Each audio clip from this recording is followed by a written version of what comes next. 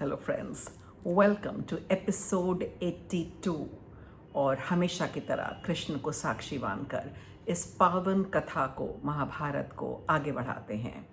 इस एपिसोड में हम अर्जुन की वीरता और रथ का वर्णन, कर्ण का भीष्म पर क्रोध और शपथ की बात करेंगे। Now all efforts were being made to stop the war. संधियों की बात की जा रही थी। Dhritarashtra was scared for his son. He was not bothered about सही गलत मोरालिटी। उसको सिर्फ ये था कहीं मेरे पुत्र न मारे जाएं। पांडवों की इतनी प्रशंसा के उपरांत क्रोधित दुर्योधन ने उसका उत्तर दिया। वो बोला कि सारे पांडव और उनके मित्र हमारी निंदा करते हैं, वह हमारा नाश चाहते हैं और सारा राज्य पांडवों को देना चाहते हैं।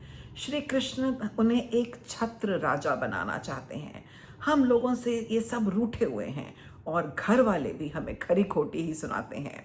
वो बोला कि द्रोण, भीष्म, कर्ण, कृप, अश्वत्थामा इत्यादि को कोई पराजित नहीं कर सकता। भरद्वाज ऋषि द्रोण और इच्छा मृत्यु वाले भीष्म अजय हैं। आप व्यर्थ चिंता ना करें पिताश्री। फिर उसने संजय से पूछा कि अर्जुन का रथ कैसा है, धृतराष्ट्र जानना चाहते थे। तब संजय बोले कि उस रथ की ध्वजा में देवताओं ने माया से कई दिव्य और अनमोल मूर्तियां बनाई हैं। पवन सुत हनुमान जी ने उसी पर स्वयं को स्थापित किया है। वह ध्वजा सब ओर 1 योजन तक फैली है। वृक्ष आदि के कारण इसकी गति में बाधा नहीं पड़ती। उसमें चित्र रथ के दिए हुए वायु के समान तेज गति वाले सफेद रंग के उत्तम जाति के घोड़े लगे हुए हैं। उनकी गति पृथ्वी, आकाश और स्वर्ग आदि किसी स्थान पर नहीं रुकती। और यदि कोई घोड़ा मर जाता है तो वर के प्रभाव से एक नया घोड़ा उत्पन्न हो जाता है।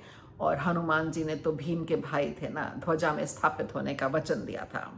ये विवरण सुन और पांडवों की सेना का विवरण सुनकर धृतराष्ट्र बहुत हताश हुए। संजय ने बताया कि वह श्री कृष्ण के साथ यदुवंश से अंधक थे।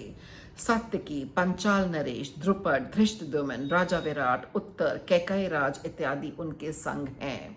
संग्राम में भीष्म को शिखंडी के हिस्से में रखा गया है क्योंकि शिखंडी को वर प्राप्त था। शल्य युधिष्ठिर के भाग में है, दुर्योधन भीम के हिस्से में, और कर्ण के लिए तो अर्जुन ही नियुक्त हैं। पुरानी प्रतिस्पर्धा है। राजा बृहदल अभिमन्यु के भाग में और द्रोण धृष्टद्युम्न के भाग में है क्योंकि धृष्टद्युम्न की तो उत्पत्ति ही द्रोण की मृत्यु के लिए हुई थी। ये वर्ष श्रापों और प्रतिस्पर्धा का आंकलन था। कौन किससे भिड़ेगा सबको पता था। हर महारथी को अनेक कौशल के और उसके कौशल के अनुरूप प्रतिद्वंदी दिया गया है, जो जिसके लायक हो और जितना जिसमें शौर्य हो।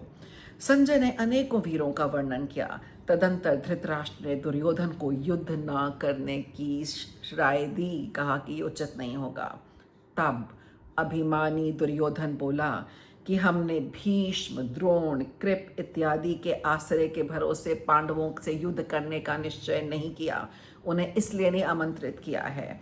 उनके लिए तो मैं, कर्ण और दुशासन ही काफ़ी हैं। ये घमंड बोल रहा था। वो बोला, या तो मैं पांडवों को मारकर पृथ्वी का शासन करूँगा या वो मुझे मारकर एक छत्र राज भोगेंगे। पांडवों के साथ रहना मेरे वश की बात नहीं है। मैं सुई की नोक के बराबर भी भूमि उन्हें नहीं दे सकता। So this was a short declaration of war. There was no room for negotiation. आजकल आप ईरान और यूएस और इजराइल देख रहे हैं ना, कहीं नेगोशिएशन है ही नहीं। धृतराष्ट्र अत्यंत दुखी थे और बोले कि मैंने दुर्योधन का त्याग कर दिया है।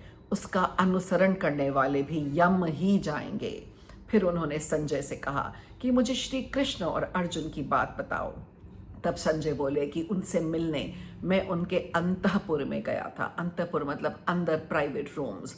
वहाँ पर तो अभिमन्यु और नकुल सहदेव भी बिना आज्ञा के नहीं जा सकते। वहाँ कृष्ण, अर्जुन, द्रौपदी और सत्यभामा थे। सत्यभामा कृष्ण जी की पत्नी थी। उन्होंने मेरा सत्कार किया और स्वर्ण गद्दी दी, परंतु मैं उसका स्पर्श करके धरती पर बैठ गया क्योंकि वो सोचते थे कि वो कृष्ण जी के सामने कैसे बैठ सकते हैं। उन दोनों महापुरुषों को एक आसन पर देखकर मुझे बड़ा भय हुआ। उसने कहा कि मंद बुद्धि दुर्योधन, कृष्ण जी बोले, उनके स्वरूप को नहीं समझता। तो संजय ने बोला कि इस मंद बुद्धि को कौन समझाए। मैंने उन्हें आपका संदेश सुनाया। तब श्री कृष्ण के चरणों में प्रणाम कर अर्जुन ने कृष्ण से उत्तर देने को कहा। तब श्री कृष्ण ने मधुर परंतु परिणाम वाले कठोर शब्दों में कहा कि बुद्धिमान धृतराष्ट्र, भीष्म और द्रोण आदि से हमारा प्रणाम कहना और छोटों का कुशल पूछना और कहना कि उन पर बड़ा संकट आ गया है, इसलिए वह यज्ञ, दान और अनुष्ठान करें और स्त्री पुत्रों के साथ थोड़ा आनंद भोग लें, आगे तो मृत्यु निश्चित है। जब द्रौपदी ने मुझे चीरहरण के समय पुकारा था, तब से उसका ऋण मेरे पर बहुत बढ़ गया है, उसका बदला लेना आवश्यक है। भला जिसके साथ मैं हूँ, उस अर्जुन के साथ युद्ध की अभिलाषा कौन कर सकता है? मैं त्रिलोकी ही हूँ।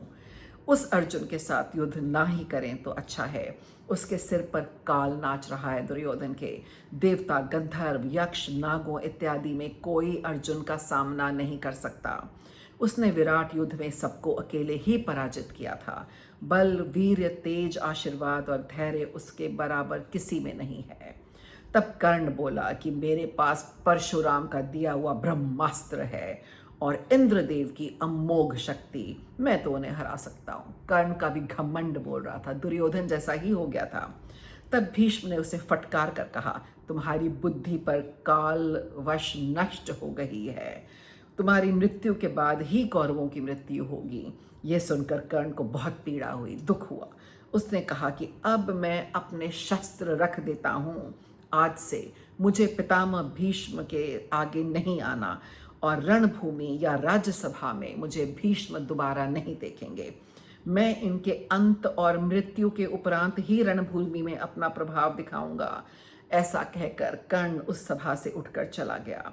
तब भीष्म बोले कि कर्ण सत्य प्रतिज्ञ है, तो वह अपनी सहस्त्र वीरों को नित्य मारने की प्रतिज्ञा कैसे पूरी करेंगे।